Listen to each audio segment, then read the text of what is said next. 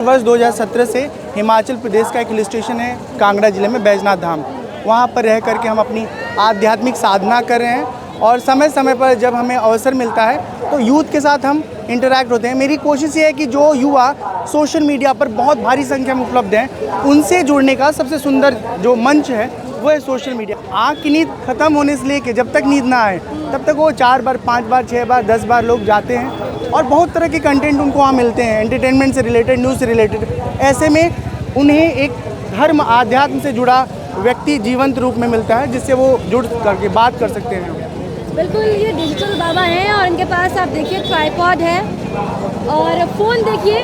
अमूमन युवाओं की पहली पसंद आईफोन होता है, बाबा जी के पास आईफोन ही है।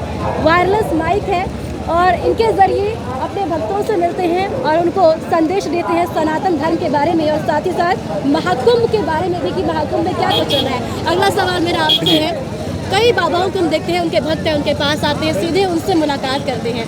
आप माध्यम आपका फ़ोन है, कैसे आप कनेक्ट हो पाते हैं? मेरी कोशिश होती है कि हम कम समय में अपने आयु वर्ग के आसपास जाएं क्योंकि उनके पास वक्त नहीं है। पढ़ाई का बहुत सारा उनके पास कार्य होता है, सिलेबस होता है, जॉब की जिम्मेदारियां होती हैं, व्यस्तताएं हैं। ऐसे में अगर हम उनके बीच में जाते हैं तो जाने अनजाने में अनायास बहुत तरह के लोग मिलते हैं।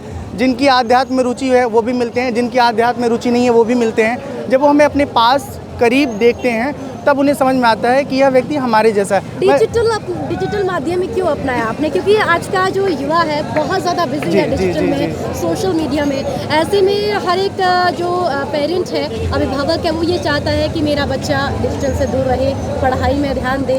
लेकिन आप डिजिटल के ज़रिए सारी चीज़ें प्रोवाइड कर रहे हैं, बता रहे हैं उनको अध्यात्म के बारे में। हम खुद भी यही समझाने की कोशिश कर रहे हैं कि सोशल मीडिया का उपयोग अपने क्रिएटिविटी को एक्सप्लोर करने के लिए कीजिए, थोड़ा बहुत एंटरटेनमेंट के लिए कीजिए, थोड़ा बहुत न्यूज़ को सुनने समझने के लिए कीजिए, देश दुनिया का हाल जानने के लिए।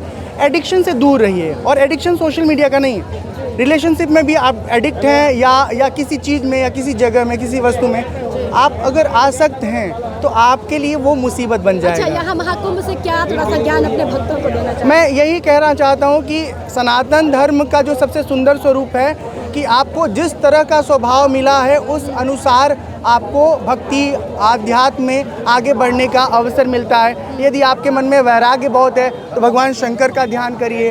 आपके जीवन में आदर्श बहुत है तो भगवान राम का चरित्र आपके सामने बहुत सुंदर दिखेगा।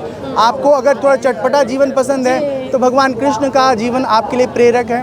कुल मिला के संसार में जो आप चाहते हैं उसको प्राप्त करिए, लेकिन साथ ही साथ अपने आप को भीतर से जानने की कोशिश करिए। ठीक है, डिजिटल के बारे में और कुछ बात करेंगे, लेकिन पहले कुछ सुना दीजिए। हाँ बिल्कुल। लगन तुमसे लगा बैठे, लगन तुमसे लगा बैठे, जो होगा देखा जाएगा, तुम्हें अपना बना बैठे, जो होगा देखा जाएगा। कभी दुनिया से डरते थे कि छुप छुप याद करते थे, लो अब पर्दा हटा बैठे, जो होगा देखा जाएगा। मतलब भगवान से जब प्रेम होता है ना तो दुनिया के लोग क्या कहते हैं ये बहुत असर नहीं करता। सिर्फ उस स्थिति में हम अधिक से अधिक खोना चाहते हैं, डूबे रहना चाहते हैं। तो यही मेरे जीवन की कोशिश है। में कितना समय आपको हो गया है और सोशल मीडिया के बारे में बताइए जरा थोड़ा अपना कि आपको कितने लोग फॉलो करते हैं? 5 जनवरी से हम महाकुंभ में हैं और आज 25 फरवरी है। सोशल मीडिया में हमें फेसबुक पर करीब 3.5 लाख लोग फॉलो करते हैं, बिल्कुल ऑर्गेनिक फॉलोअर हैं। और इंस्टा पर लोग हैं, यूट्यूब पर करीब 50,000 लोग हैं। बात ये नहीं कि कितने लोग फॉलो करते हैं हमें, बात ये है कि हमारी बातें लोगों को ठीक लग रही है। अच्छी बातें बहुत अधिक लोगों को तो नहीं पसंद आती हैं और बहुत हैवी। 50 दिन हो गए स्वामी जी को कुंभ में पधारे हुए। आपने सुना है मेरे बारे में? 50 तो नहीं हुए, 5 जनवरी से आप पधारे हुए हैं। लगभग 50 दिन, एक दिन कम ज़्यादा हो सकता है, ठीक कह रहे, लेकिन 50 दिन लगभग हो गए स्वामी जी को। तो मेरी कोशिश ये है कि बस सोशल मीडिया का उपयोग हम अपने विकास में करें, अपने जीवन के सृजन में करें, अपने रचना धर्मिता को बढ़ाने में करें, अपने वस्तुओं के प्रचार प्रसार में करें, अच्छी चीज़ों को फैलाने में करें, उसके साथ एडिक्ट ना हो। अपने बारे में कुछ ये बताइए कि आपने पढ़ाई कहाँ तक की है, आगे क्या क्या कर रहे कुछ हैं? सोचा है आगे आपने करने के लिए? ये कुछ सवाल कर रहे हैं। हाँ, पूछ रहे शादी कब करेंगे? हाँ, शादी मैं करना चाहता हूँ और मुझे एक साथी मिल भी गई हैं। मैं कुंभ के शुरुआत खुशी होगी। हाँ, तो जब हम कुंभ में आए थे, हाँ ठीक बात है, अभी हम लोग बात करें। तो जब हम कुंभ में आए थे तो हमने अपने दिल की बात बिल्कुल खोल करके अपने आप को सबके सामने रखा था और उसे सुन करके हमें एक साथी मिली हैं। अब थोड़ा वैचारिक तालमेल बनने में वक्त लगेगा, जब हमें लग जाएगा कि हम दोनों एक दूसरे के अनुकूल हैं तो फिर विवाह भी कर लेंगे। कई लोग कहते हैं बाबा तो संन्यास ले लेते हैं। नहीं, हम संन्यास लिए हैं और संन्यास जैसा जीवन जी रहे हैं। वैष्णव परंपरा में हमारा विरक्त दीक्षा है, लेकिन एक समय ऐसा था आज के 15 साल पहले जब मेरे बहुत विरक्ति थी, बहुत वैराग्य था। अब आज ऐसा लगता है कि मुझे एक जीवन साथी चाहिए। तो मेरा यही कहना है कि जीवन की वास्तविकता जो है ना, जिस धरातल पर हम अनुभव करें अपने आप के बारे में, अपने इमोशंस को लेकर के, अपनी ज़रूरतों को लेकर के, उसी धरातल पर मुझे सच्चाई को स्वीकार करके फिर आगे जबरदस्ती जीवन नहीं जीना चाहिए, वो बोझ जैसा हो जाता है।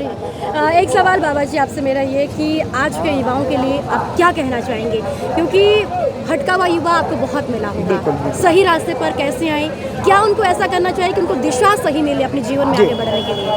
जो हमारे जीवन की अलग अलग परिस्थितियाँ होती हैं, अलग अलग जगह होते हैं ना, जैसे पढ़ाई के समय में पढ़ाई करना, फिर उसके बाद गृहस्थ जीवन में आ जाओ तो एक पत्नी व्रती निष्ठ होकर के पत्नी से प्रेम करना, उसकी ज़रूरतों का ध्यान रखना, घर परिवार की जिम्मेदारी की निर्वाह, जो हमारा रोल है, अगर हम उस रोल को अच्छे से निभाएंगे तब हमारे जीवन में कोई तकलीफ नहीं आने वाली। दिक्कत तब होती है जब हम डबल कैरेक्टर में आ जाते हैं। पढ़ाई के समय पढ़ाई न करके दुनिया भर की चीज़ों में अपना दिल लगा लेते हैं। उसके बाद घर परिवार में आ गए, दुल्हन मिल गई, दुल्हन में थोड़ा समय मन लगा, उसके बाद मन भटक गया, कहीं और लग गया, तो फिर वो जीवन खराब हो जाता है। तो कहने